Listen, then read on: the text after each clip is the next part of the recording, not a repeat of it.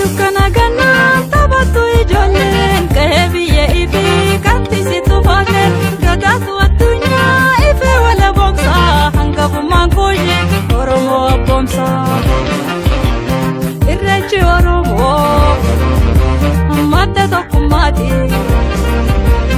mallattoo araaraa kan Oromummaati kallachaa fi bakkoo qabaddu alangee chachuudhaa fi callee jabeeffadhu siqqee biyya ta'utuubuu falaa manaan tollee siitu abdii biyyaa jabaadhu yaa foollee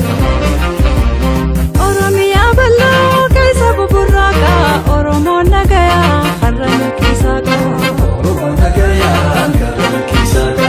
Oromiyaa bal'oo keessa buburraaqa Oromoon nagayaa har'a milkiisaa qaba Oromoon nagayaa har'a milkiisaa qaba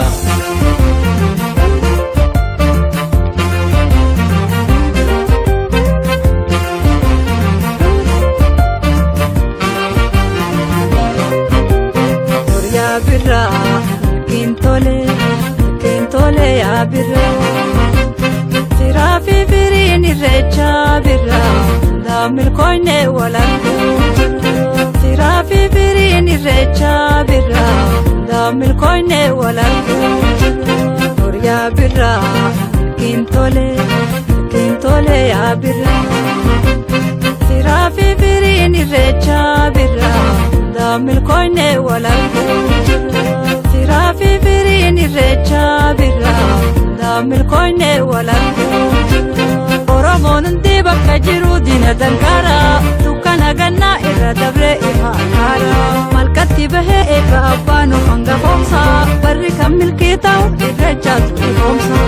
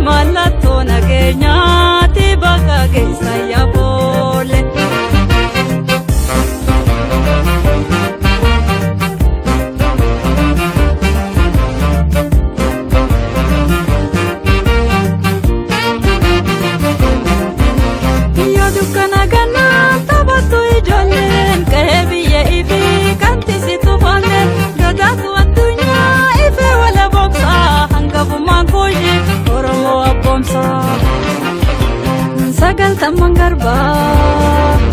saylayaa iboorana Oromoof milkiidha irreechi barana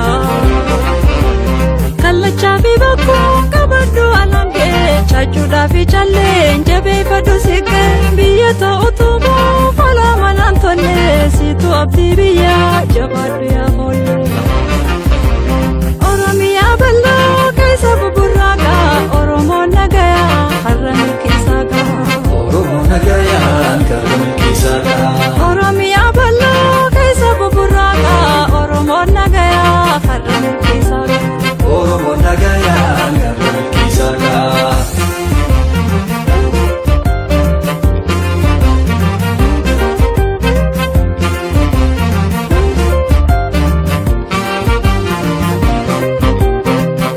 birra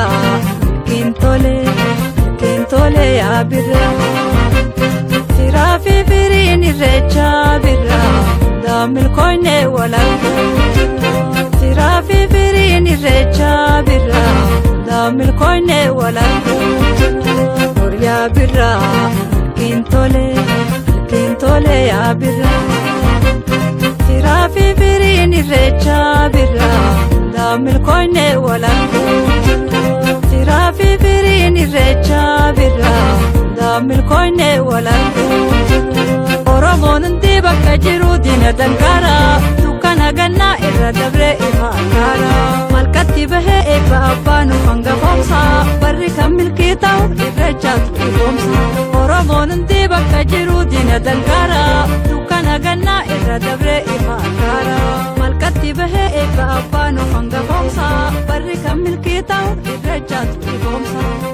تبهي بابانو هنگا بومسا بري كمل كيتاو الرجات بومسا بري كمل كيتاو الرجات بومسا بري ummata keenya karaan tana as keessa jiran kana waan hidhamuun qaba